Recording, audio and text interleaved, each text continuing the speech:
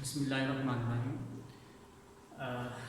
10th biology के लिए जो आज हमारा टॉपिक है दैट इज़ नर्व सेल और न्यूरॉन के बारे में हम जो है वो डिस्कशन करेंगे आज।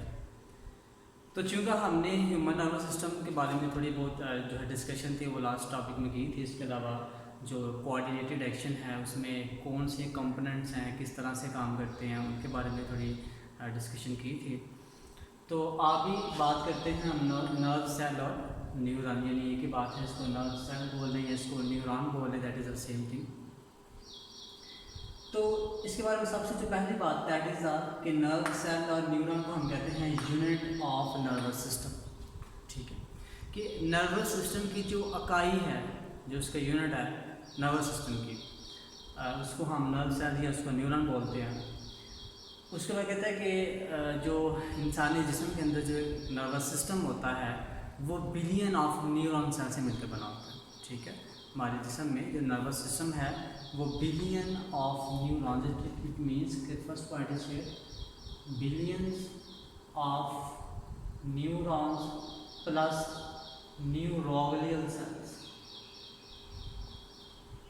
ठीक है जी, कि इंसानी जो नर्वस सिस्टम है वो किसका बना होता है। पहली बात तो ये है कि बिलियंस की तादाद में जो न्यूरॉन सेल्स होते हैं, साथ में कुछ और तरह के सेल्स भी होते हैं जिनको हम न्यूरोग्लियल सेल्स का नाम देते हैं। ठीक है, या इनको हम सपोर्टिंग सेल्स भी कहते हैं। ये नर्वस सिस्टम को या न्यूरॉन्स को सपोर्ट करते हैं।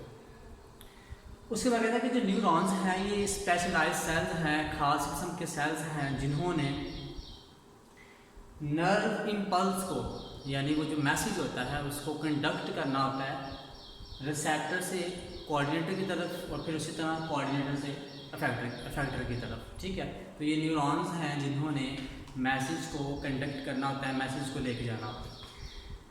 तो कहता है इस तरह से वो क्या करते हैं, न्यूरॉन्स क्या करते हैं, कम्युनिकेशन बनाते हैं। ठीक है, next point is form communication. इन्होंने एक राब्ता बनाना होता है बॉडी के डिफरेंट पार्ट्स के दरमियान, जो है एक कम्युनिकेशन बनानी है।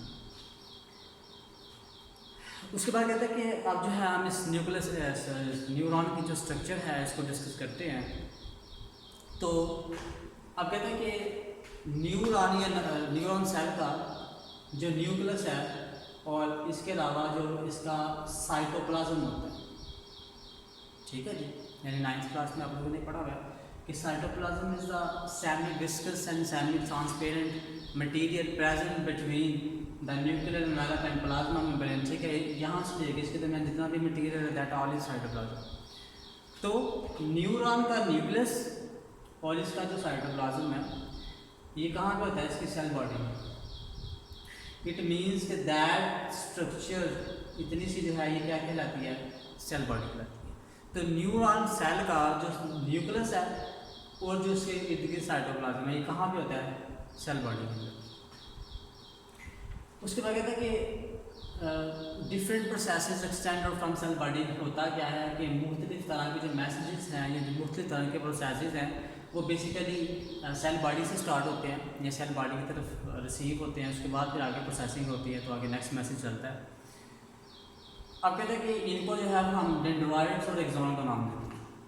ठीक है, अब डेंड्रॉइड्स क्या, आपको ये जो पॉइंट है ये वाला, ये जो पॉइंट्स हैं दैट आर कॉल्ड डेंड्रॉइड्स। ठीक है, ये डेंड्रॉइड्स को कहते हैं। और ये जो यहाँ से लेके यहाँ तक जो न्यूरॉन का बाकी जितना भी हिस्सा है ये क्या कहलाता है, एक्सॉन।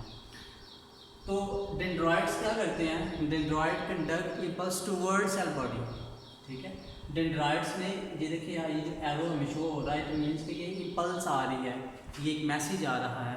तो ये जो मैसेज है उसको कौन रिसीव करते हैं, डेंड्रॉइड्स, और सेल बॉडी की तरफ उसको सेंड करते हैं।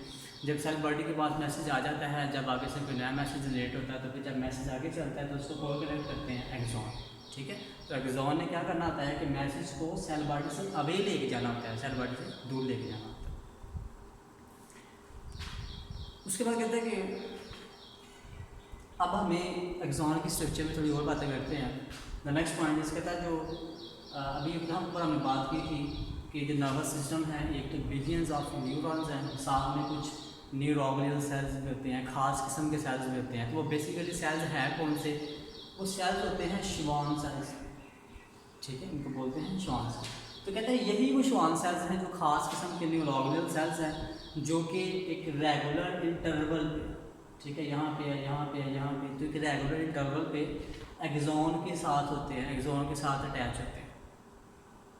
कुछ न्यूरॉन्स के अंदर ये जो श्वान सेल्स हैं ये क्या करते हैं, खारिज करते हैं एक फैट की एक लेयर से, फैट की एक जो लेयर है वो सिक्रेट करते हैं, खारिज करते हैं, जिसको हम नाम देते हैं माइलिन शीट का, ठीक है। अभी देखिए ये जो सेल, अब ये यहाँ से ये बेसिकली श्वान सेल है, ये श्वान सेल है, श्वान, तो हमें इसके साथ साथ ये देखें डायग्राम अगर बुक से कंसर्न की जाए तो वहाँ पे येलो कलर की बिल्कुल इसमें लाइनिंग होगी।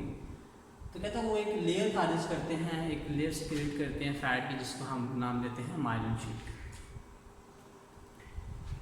अब कहता है कि between the area of myelin on an axon there are non myelin, कहता है इसी शीट के ऊपर कुछ ऐसे पॉइंट्स भी होते हैं जहाँ माइलिन शीट नहीं होती।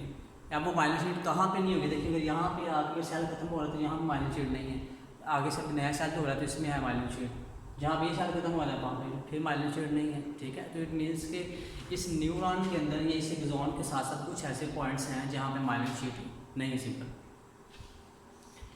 तो उन नॉन माइलिनेटेड पॉइंट्स को हम नाम देते हैं नोड्स ऑफ रेनवेयर का, ठीक है, यानी वो जगह जहाँ माइलिन शीट नहीं मौजूद उसको हम नोड ऑफ रेनवेयर का नाम देते हैं। उसके बाद कहते हैं कि जो माइलिन शीट होती है ये एक बेसिकली इंसुलेटर होती है, और ऐसी लेयर जहाँ माइलिन शीट होती है वो नर्व इम्पल्स को कंडक्ट नहीं करती, तो फिर वहाँ पे क्या होता है, इस जो नर्व इम्पल्स है वो ऐसे श्वान सेल्स के ऊपर से जंप करके चले जाते हैं, ठीक है। तो ऐसे न्यूरॉन्स के केस में जो इम्पल्सेस जंप करती हैं नोड टू नोड, ठीक है, जंप करती चलती जाती हैं, तो ऐसी इम्पल्सेस को जो है वो हम नाम देते हैं साल्टेटरी, ठीक है। नेक्स्ट पॉइंट इज उनको हम ऐसे इम्पल्सेस को साल्टेटरी यानी यहाँ हम उसको जंपिंग इम्पल्सेस भी कहते हैं। तो ऐसा होने से होता क्या है, बेसिकली जो नर्व इम्पल्स की स्पीड है उसके ट्रैवल करने की जो रफ्तार है वो बढ़ सकती है। इसी के साथ में एक डेफिनेशन थी नर्व इम्पल्स की फ्राइड बॉक्स में, कि नर्व इम्पल्स कहते हैं, कहता है basically a wave of electrochemical change, कि एक वेव है, एक लहर है इलेक्ट्रोकेमिकल, यानी वहाँ पे इट मीन्स के वहाँ पे कुछ आयंस की मूवमेंट होती है ना, आयंस की वजह से मूवमेंट होती है, जहाँ जिसको हम इलेक्ट्रोकेमिकल का नाम दे रहे हैं, that travel along the length of neuron, जिसने न्यूरॉन की लेंथ के साथ साथ ट्रैवल करना था, उस वेव ने ट्रैवल करना था, तो that is basically a nerve impulse. उसके बाद कहते हैं कि न्यूरॉन्स की जो है वो 3 टाइप्स बताई गई हैं इसमें। The first one is sensory neuron, ठीक है। न्यूरॉन की सबसे पहली टाइप है दैट इज सेंसरी न्यूरॉन। इसने क्या करना होता है कि सेंसरी इंफॉर्मेशन को कंडक्ट करना होता है, कहाँ से, receptor toward CNS, receptor से मैसेज वसूल करना है और भेजना किसकी तरफ है, सेंट्रल नर्वस सिस्टम की तरफ, ठीक है, जिसमें ब्रेन और स्पाइनल कॉर्ड है कोऑर्डिनेटर काम करते हैं। सेंसरी न्यूरॉन का काम है रिसेप्टर से, रिसेप्टर बॉडी का कोई भी ऑर्गन हो सकता है जिसने स्टिमुलाई को रिसेप्ट करना होता है, उसने वहाँ से मैसेज को रिसीव करना है, रिसेप्टर से किसकी तरफ भेजना है, CNS की तरफ, यानी सेंट्रल नर्वस सिस्टम की तरफ। अब जो सेंसरी न्यूरॉन्स होते हैं इनके पास एक ही डेंड्रॉइड होता है और एक ही एक्सॉन, ठीक है, 1 डेंड्रॉइड एंड 1 एक्सॉन, ये बात हुई है सेंसरी न्यूरॉन। अब यहाँ हमारे पास सेकंड टाइप है दैट इज इंटरन्यूरॉन, ठीक है।